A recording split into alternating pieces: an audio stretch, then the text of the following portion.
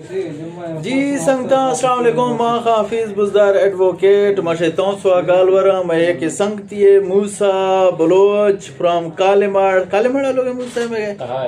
तहा लोग नहीं मैं संगत मूसा उस्ताद जी 4 मिनट ने हम रेस मुकम्मल करने की को दौड़ 5 मिनट ने मुकम्मल करने को 6 मिनट ने बात को 5 मिनट ने हम पीए एयरक्स के रेंज हुकूमत पंजाब है एयरक्स के रेंज मैं बड़ा 6 मिनट ने हम पूरा सो माँ पी आए पैगामा देख चा मैं बड़ा इखरे स्पीड ले सो और भर्ती फिर भी ना भर्ती अगर मैं मरण खस रोडा नीचे का हड़ताल कनो थई खिलाफा नेशनल और इंटरनेशनल चिया चलनो एहतजाज कुनो एहतजाज कुनो हड़ताल है काल चुनो कुनो पी दफ्तर घेराव कुनो पी दफ्तर घेराव हमार तुड़सी लेकिन हर आ कदम जीरो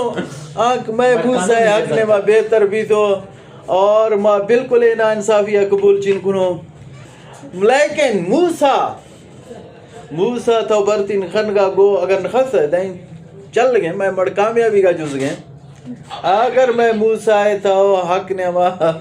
नगत तो नतावती चुप अंजाम गिनते हैं ना अंजाम तो चिन गिनते तीर जी में मैं बतवा अलग होता है